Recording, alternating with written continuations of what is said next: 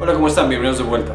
El día de hoy vamos a hablar acerca de las infecciones de vías urinarias. Esa cosa tan incómoda y que a veces nos avergüenza. Vamos a hablar desde qué la causa, cómo prevenirla y cómo tratarla.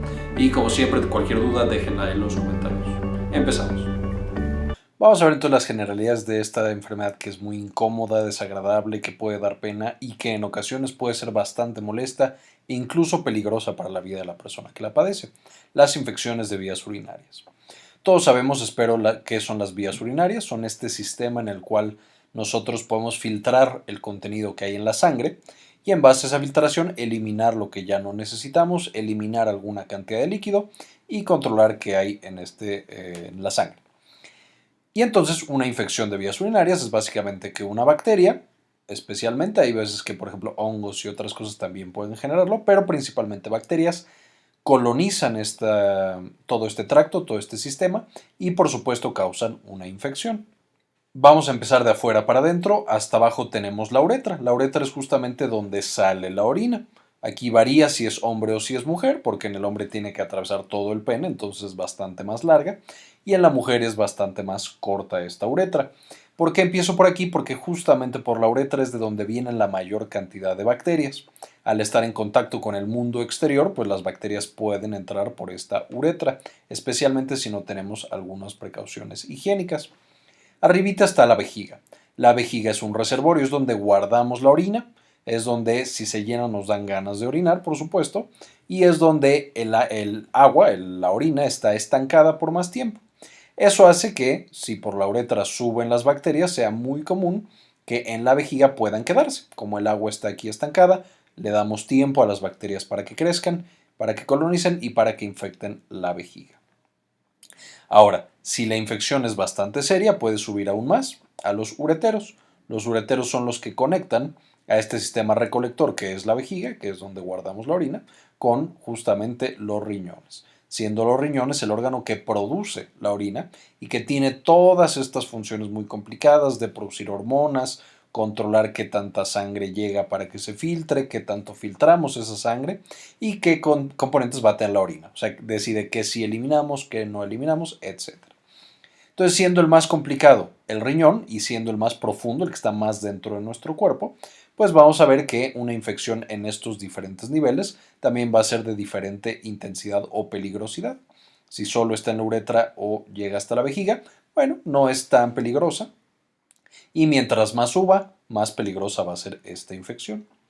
Con esto entonces, la definición de una infección de vías urinarias es el crecimiento de bacterias en alguna porción de este sistema. Y aquí lo que vamos a tener que hacer es dividirlas entre sintomáticas y asintomáticas, porque hay personas que pueden tener ya las bacterias, que están creciendo, que pueden causar problemas, pero que no sentimos absolutamente nada. Y también vamos a poder dividirlas en benignas y graves. No malignas, pero graves. Un ejemplo de una infección grave, no sé si alguno recuerde a esta modelo brasileña, Mariana Bridi Costa. Ella fue muy famosa porque era una modelo que apenas estaba empezando su carrera, iba creciendo. Si no mal recuerdo, ella tenía 20 años. Y justamente lo que le sucedió, una gran desgracia, fue que no se había dado cuenta que tenía una piedra en el riñón. Vamos a ver que esto más adelante favorece que haya infecciones porque las bacterias pueden crecer muy bien en las piedras porque están ahí estancadas. Y lo que pasó con esta modelo es que esta bacteria que creció en su piedra en el riñón es una bacteria llamada Pseudomonas. Y estas pseudomonas son una bacteria terriblemente patógena y virulenta. Entonces lo que pasó con ella es que la infección básicamente se empezó a desperdigar por todo su cuerpo, tuvo graves alteraciones a su salud y murió poco tiempo después por esta infección de vías urinarias que se le complicó. Entonces es muy importante, la mayoría de las infecciones de vías urinarias no son complicadas porque se atienden a tiempo, porque dan síntomas, etc. Pero hay algunos casos en los cuales es extremadamente importante ir a consulta rápido y recibir tratamiento lo más rápido posible, justamente para evitar este tipo de cuestiones o este tipo de infecciones tremendamente complicadas. Ahora, en general las infecciones de vías urinarias son de las enfermedades más comunes que hay en el mundo. Es una de las principales causas de morbilidad, o sea, de enfermedades, y de mortalidad en todas las edades. De nuevo, por estas infecciones que progresan, que no son atendidas, y entonces generan las complicaciones y la muerte. Más o menos el 50% de las mujeres lo presentan en su vida. O sea, de todas las mujeres que conozcamos, una, cada una sí y una no van a tener este tipo de infecciones. Entonces, de todas, una sí y una no van a tener por lo menos una infección de vías urinarias en su vida, y de las que tienen infecciones de vías urinarias, normalmente van a tener muchas a lo largo de su vida. Y vamos a ver que es más frecuente en las mujeres por muchas razones, pero siendo una de las más importantes, lo que ya decíamos, que la uretra es más cortita, entonces las bacterias tienen que recorrer un camino más corto para llegar, quedarse y empezar a crecer y generar la infección. Esto genera 7 millones de consultas al año en mujeres, y se estima que el costo es más de $1.000 millones en el mundo de manera anual. O sea, este es un problema de salud muy grande y con un gran costo para todos los sistemas de salud. Ahora, ¿qué lo causa? Pues ya quedamos, es una bacteria que entra usualmente a través de la uretra y de ahí infecta el resto de los tejidos. También puede haber infecciones que empiezan en la sangre o en los tejidos linfáticos, pero son menos frecuentes. ¿Y qué es lo que sucede? O más bien, ¿cuáles son los principales agentes causales, los principales responsables? El número uno es la Escherichia coli. Escherichia coli, ustedes a lo mejor la conocerán porque es una bacteria del colon. Entonces, justamente lo que pasa muchas veces es que del colon, o específicamente de la región anal, pasa a la uretra. Es muy común que especialmente las niñas pequeñas, cuando apenas están aprendiendo a limpiarse, cuando van al baño, se limpian de atrás para adelante, y eso por supuesto genera que muchas de estas bacterias lleguen a la uretra. Y de hecho hace que las niñas tengan infecciones de manera crónica, o digamos muchas veces tienen infecciones. Por supuesto, después se les enseña que tienen que limpiarse siempre de adelante para atrás para no arrastrar bacterias hacia su uretra, pero por supuesto esto puede generar estas infecciones. El número 2 es las especies de Proteus. El número 3 es el Staphylococcus saprophytico o Staphylococcus saprophyticus. Este es muy común en la cavidad vaginal. Y por último la Klebsiella, las especies de Klebsiella. Entonces, estos son los 4 principales agentes causales, los 4 principales malos que nos van a generar este tipo de infecciones de vías urinarias. Y por supuesto, cada uno requerirá antibióticos diferentes. Como no podemos estar seguros cuál es el que tiene esta mujer u hombre que tiene la infección de vías urinarias, es importante que lo estudiemos para decir qué antibiótico tenemos que dar.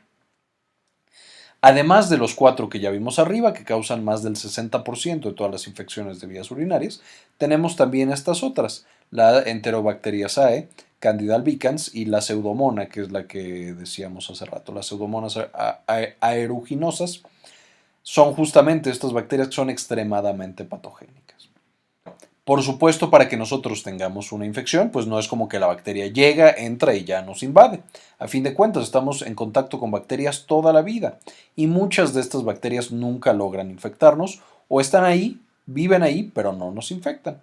Entonces, para que tengamos una infección necesitamos una relación especial entre el huésped, o sea, nosotros, el patógeno, o sea, la bacteria, de las que ya mencionamos en las diapositivas pasadas, y el ambiente. El ambiente ahorita vamos a ver a qué me refiero, pero es principalmente dónde estoy y qué tengo metido por las vías urinarias. Entonces, el huésped, lo más importante es el sistema inmune, el sistema urinario y el estado de salud. Si mi sistema inmune no funciona bien, tengo VIH, uso esteroides o uso algún otro medicamento que inhiba mi sistema inmune, pues por supuesto es más probable que me dé una infección. Si mi sistema urinario no está bien, si tengo alguna obstrucción, alguna piedra, alguna malformación, es más probable que me dé la infección. Y si mi estado de salud no es óptimo, o por ejemplo estoy en este estado de salud en el cual ya soy un adulto mayor, pues es mucho más frecuente, o soy un niño, es mucho más frecuente que yo tenga este problema de infecciones de vías urinarias. Por otro lado tenemos los patógenos. Los patógenos, de nuevo, hay unos más malos, hay unos menos malos, incluso en las especies que dijimos en las diapositivas pasadas. Entonces, por ejemplo, depende de la respuesta a los antibióticos y los factores de virulencia. Una bacteria que ya es resistente a antibióticos, que ya ha estado, por ejemplo, en el hospital, una bacteria de hospital que la hemos atacado con muchas cosas, pues desarrolla mecanismos para ser más agresiva y más virulenta. Por lo tanto, es más probable que si estoy en el hospital, contraiga una infección de vías urinarias a todas las edades, y por supuesto si el huésped es vulnerable, pues más. Y por último el ambiente. El ambiente principalmente estar en hospital, como ya decíamos, porque este ambiente hospitalario modifica a mi patógeno que se vuelve muy agresivo. Y por supuesto, si yo estoy en el hospital, usualmente tengo un estado de salud malo o estoy inmunosuprimido, obviamente como paciente. También el uso de catéteres, por supuesto el catéter es una vía de entrada directa, o sea, a fin de cuentas me meten un catéter por toda mi vía urinaria, hasta el riñón o hasta la vejiga o hasta donde sea que esté, pues el patógeno entonces puede entrar libremente y además de que entra libremente, puede agarrarse a este catéter y entonces crecer más fácilmente. Entonces, por supuesto, el medio hospitalario es el ideal para las bacterias que nos infecten las vías urinarias. Y esto hace que, dependiendo del huésped, el patógeno y el ambiente, nosotros tengamos diferentes niveles de infección. Podemos ir desde lo muy leve, una bacteriuria asintomática, o sea, vamos al baño, damos una muestra de orina y ahí hay bacterias viviendo en nuestra orina. Vamos a ver que esto también puede tener consecuencias en la salud, pero en teoría no son tan graves. En segundo lugar, la cistitis, esto es cuando ya llegó a la vejiga, que quedamos que era el segundo lugar. Después tenemos la pielonefritis, que es cuando ya llegó incluso al riñón y entonces ya genera alteraciones en este órgano que es tan delicado y tan complicado. A partir de este momento ya tenemos una infección complicada. A partir de la pielonefritis siempre se considera una infección complicada. Y si seguimos avanzando, pues obviamente las bacterias no se quedan solo en el riñón, pasan a la sangre y entonces tenemos urosepsis. Que urosepsis es exactamente lo mismo que sepsis, que ya vimos en un video pasado, y les dejo en la etiqueta del video el enlace para que lo puedan checar. Pero bueno, tenemos esta infección extremadamente severa, que es la sepsis, y en el caso de las infecciones de vías urinarias, le llamamos urosepsis. Ahora, el hecho de que estas de arriba, la pielonefritis y la urosepsis, sean las que consideramos de manera tradicional como infección complicada, no significa que estas de abajo no sean también complicadas y no sean también peligrosas. Ahorita lo vamos a mencionar. Y entonces, ¿cuándo tenemos nosotros una infección complicada? O sea, más allá de que sea pielonefritis o urosepsis, ¿qué otras cosas nos pueden decir que esa es una infección complicada? Pues básicamente tenemos una serie de factores de riesgo importantes. 1. Todo paciente con anormalidades estructurales, o sea, algo que modifique su vía urinaria de manera importante, ya se debe considerar una infección complicada. Las piedras en el riñón o en la vejiga, o sea, estos cálculos, el tener quistes, ya sea porque nací con ellos o porque se me formaron, el tener un absceso, que esto es una bola de bacterias, básicamente, ya es una infección complicada.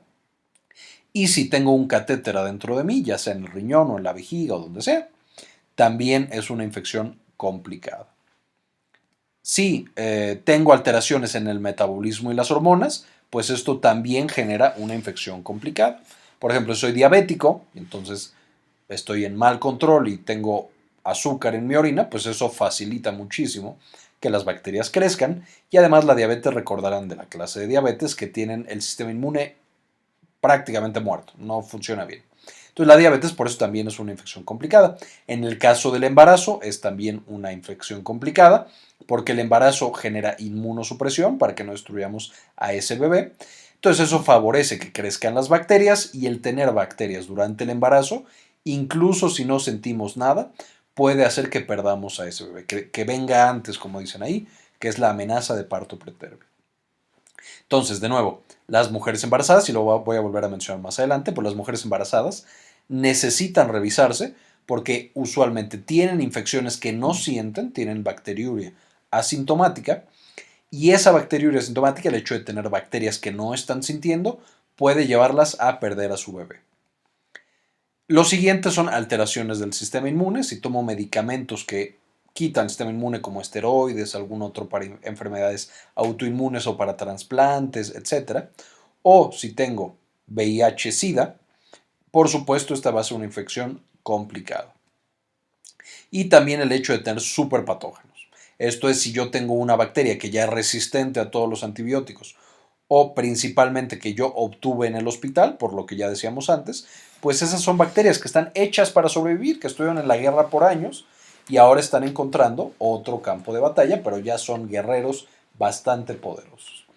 Entonces, estos superpatógenos también generan infecciones complicadas. Ahora, de todas estas, una extra que podríamos mencionar es una infección de vías urinarias, o sea, un paciente que llega quejándose de que tiene una infección de vías urinarias y que es hombre, usualmente traduce una infección complicada. Porque al tener un mecanismo tan fuerte de protección, al tener una uretra tan larga, la bacteria no debería poder llegar fácilmente a la vejiga y a los riñones y a todos estos otros lados. Entonces, en los hombres hay que tener especial cuidado porque es menos frecuente, pero cuando las tienen, podemos tener alguna de estas otras anormalidades. Ahora, ¿a quién le da? Ya quedamos que vamos a tener edades especiales y sexos especiales o géneros especiales. Entonces, ¿a quién le da? Es mucho más común a ciertas edades. Los niños escolares, o sea, antes de la pubertad, y después en la menopausia o en la edad adulta, el adulto mayor, hombre o mujer, es mucho más frecuente que tenga infecciones de vías urinarias.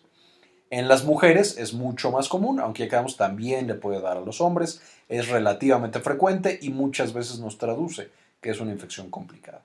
La número 3, si tuviste relaciones sexuales, pues es más probable que tengas una infección de vías urinarias. A fin de cuentas, durante la relación sexual, pues tienes contacto a veces con la boca, digamos de la boca a la uretra, o a veces de otras partes del cuerpo a la uretra. Eso genera que las bacterias queden ahí y que tengamos infecciones. La número 4 es el embarazo, porque el sistema inmune baja, ya quedamos. Puede haber estasis de la orina, también ya lo mencionamos en la clase de embarazo. Y tenemos todas estas alteraciones hormonales. El 5, los pacientes diabéticos, es de los principales factores de inmunosupresión que tenemos, además de la edad. 6, las infecciones previas. Si ya me dio una infección de vías urinarias, pues es mucho más probable que me vuelva a dar, porque usualmente esto traduce que o estoy en contacto continuo con bacterias muy fuertes o de manera constante yo tengo ya algo en mi sistema inmune o en mi sistema urinario que facilita la infección o la colonización por estas bacterias. El número 7, probablemente de los más importantes, es el uso de sonda o catéteres, junto con el 8, que es la hospitalización, y el 9, la terapia intensiva. Entonces, el uso de sondas o catéteres es lo más básico del riesgo alto. El estar hospitalizado, incluso sin sonda, puede ser también un factor de riesgo importante. Y el estar en terapia intensiva, bueno, pues es un riesgo increíblemente alto por la gran cantidad de bacterias súper resistentes, porque es prácticamente siempre los pacientes usan sondas o catéteres en la terapia intensiva. Y por todo este ambiente, obviamente si yo estoy en terapia intensiva, pues también tengo todo el resto de mi estado de salud muy, muy delicado. Entonces es un factor de riesgo muy, muy importante. Ahora, entre todas estas poblaciones de riesgo, probablemente en las que tenemos que tener más cuidado es de nuevo en la mujer embarazada y en los adultos mayores. En los niños puede ser también porque son relativamente frecuentes y porque pueden causar problemas del crecimiento, pero usualmente tardan muchos años en traducirse en problemas del crecimiento en niños. Entonces vamos a enfocarnos en estas. Primero, la mujer embarazada. La mujer embarazada ya quedamos que puede tener bacterias sin darse cuenta. Y entonces esa infección en la que no se da cuenta, de nuevo porque no vacía la vejiga de manera tan frecuente, porque su sistema inmune está apagado para no destruir al bebé y por estos otros factores, las bacterias crecen. Y una vez que crecen pueden, uno, precipitar que tengamos un parto antes de que el bebé acabe de desarrollarse. Por ejemplo, si un embarazo normal, no sé, a las 30 semanas, entonces tenemos el trabajo de parto y si no se controla podemos incluso expulsar al bebé antes de que esté listo para salir al mundo. Y por otro lado tenemos los adultos mayores. Los adultos mayores pues también tienen más riesgo de tener infecciones. ¿Por qué? Porque su sistema inmune ya funciona menos, muchas veces tienen diabetes o algún otro trastorno hormonal, es más probable que tengan incontinencia urinaria, es más probable que tengan otros trastornos. Además puede que estén más frecuentemente en hospitales o en asilos, lo cual también hace que crezcan bacterias mucho más fuertes. Y todo esto, además, va a ir acompañado de que los pacientes mayores muchas veces tampoco se dan cuenta que tienen una infección de vías urinarias. No lo sienten, no les arde, no tienen cambios importantes en la orina. Y muchas veces incluso los cuidadores, si es que el paciente mayor ya no puede valerse por sí mismo, los cuidadores no se dan cuenta. ¿Qué es lo que entonces vemos en estos pacientes? Cuando tienen la infección de vías urinarias empiezan con algo llamado delirium. O sea, empiezan a estar muy confundidos, no saben dónde están, no recuerdan quién son, pueden tener alucinaciones visuales, estar muy asustados, etc. Y entonces teníamos a esta persona mayor que era completamente normal o que a lo mejor tenía ya algunos problemillas de demencia o de que se le olvidan las cosas, etcétera. Y de repente, de la nada, tienen un episodio muy severo de delirio. Entonces ven cosas y no quieren que los toquen y se esconden y están asustados, etcétera. Y entonces todos piensan, no, pues ya se volvió loco, o tuvo un infarto cerebral, o no sé qué tenga, Alzheimer. Y muchas veces no, es una simple infección de vías urinarias o una infección de vías respiratorias altas o bajas. Entonces hay que tener mucho cuidado porque son pacientes que ya tienen fragilidad y son pacientes que tenemos que estar muy pendientes. Ahora, las personas que sí tienen signos y síntomas, pues qué es lo que sienten y qué es lo que vemos. Pues tienen disuria, o sea, les duele cuando van al baño.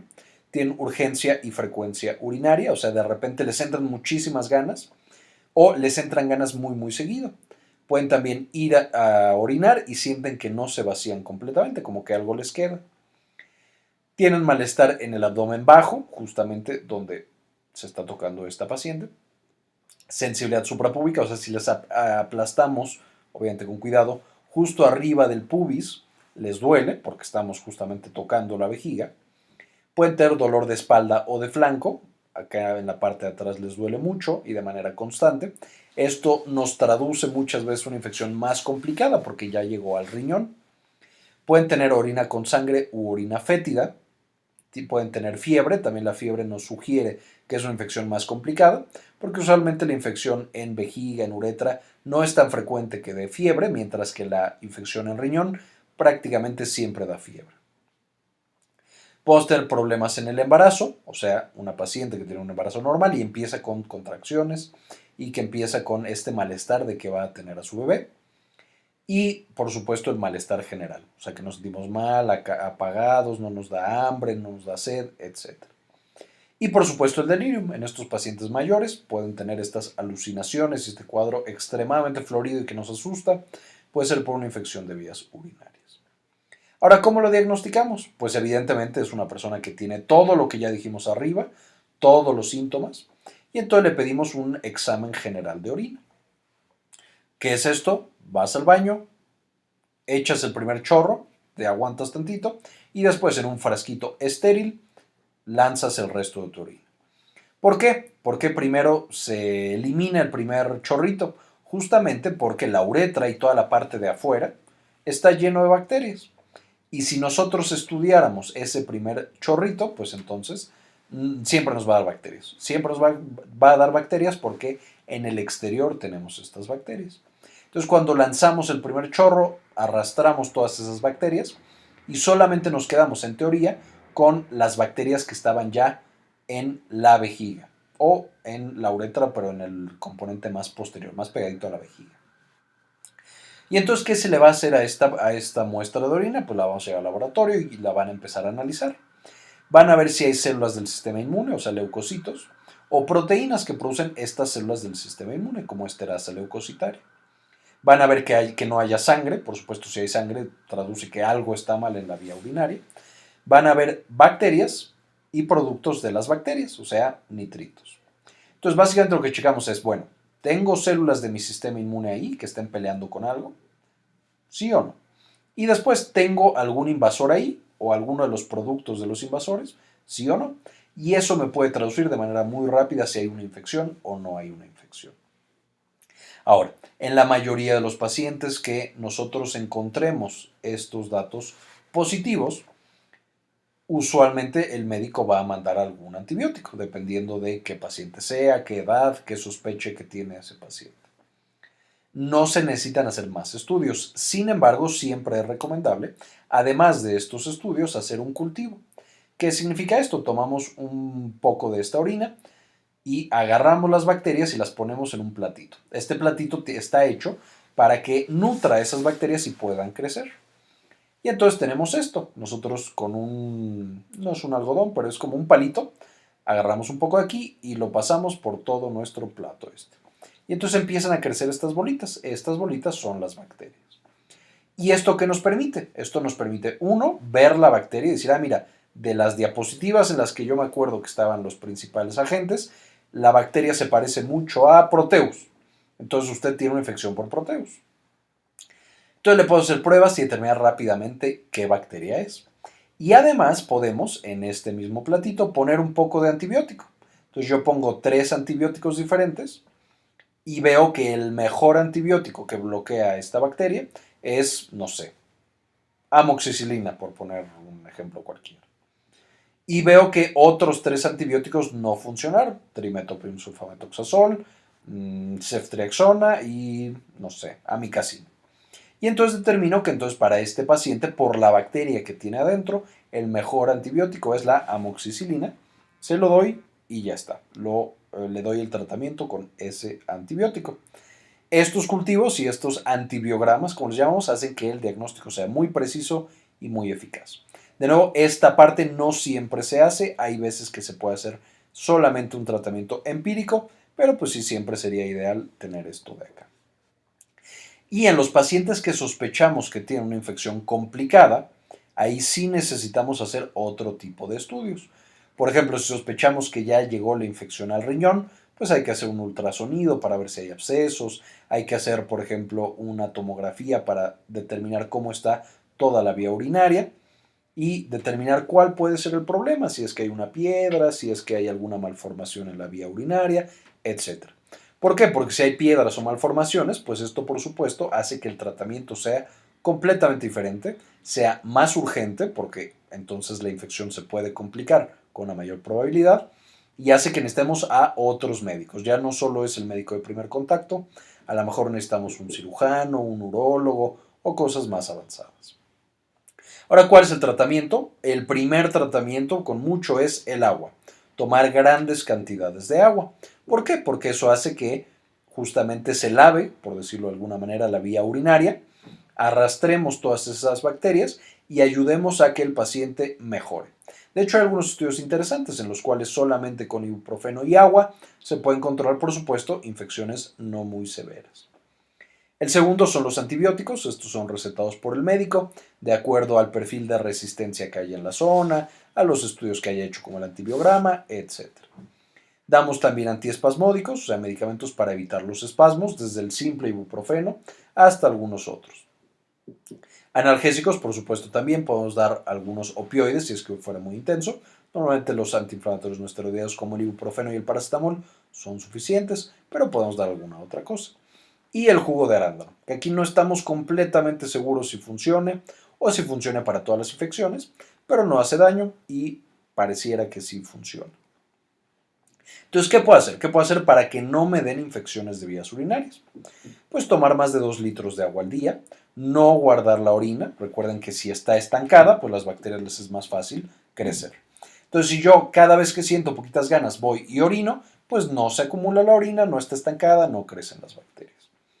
Higiene al ir al baño, especialmente las niñas, es muy importante enseñarles desde chiquitas que tienen que limpiarse de adelante hacia atrás. Orinar siempre después de tener relaciones sexuales, siempre que sea posible, por supuesto, porque eso ayuda a lavar justamente esta área. La orina se lleva todas estas bacterias. Tomar jugo de arándano, 10 onzas al día, puede también ayudar a controlar estas infecciones. Por supuesto, en los pacientes diabéticos controlar la glucosa, si hay mucha glucosa en la sangre, también la hay en la orina y las bacterias comen glucosa como locas y crecen muchísimo con esta glucosa. Y en las embarazadas tenemos que cultivar la orina y hacer estudios de orina antes de las 20 semanas de embarazo. Y otra vez entre la semana 27 y la semana 29 del embarazo. Entonces 2 veces tienes que hacerte un examen general de orina, ver que no haya ninguna bacteria y si sí hay bacterias, hacer un cultivo y dar tratamiento, por supuesto. Bueno, y agradezco mucho a todos los miembros que me apoyan desde Patreon, por supuesto los nuevos José Celarayan, un gran abrazo también hasta allá a Argentina, José, y a Gler Felen, muchísimas gracias por el apoyo. Patreon es un sistema de suscripción, el cual cada vez que subo un video, ustedes me pueden apoyar con una cierta cantidad económica, es muy muy útil y de hecho ahorita van a empezar a ver algunas de las cosas nuevas que estamos haciendo gracias a este servicio. También si ustedes quieren apoyarme en Patreon, les dejo el enlace para que puedan meterse en las etiquetas del video y también al final hay un enlace para que puedan acceder a esta página. También aquí les dejo las referencias para que puedan checarlas, para que vean qué onda y lean un poco más acerca del tema. Y espero les haya gustado. Muy bien, esto fue todo por el video de hoy. Espero lo hayan entendido y les sirva mucho. Agradezco mucho a todas las personas que nos apoyan en Patreon. También a José, que se acaba de incorporar. Y como siempre, yo no sé qué el mundo. Compartan la información.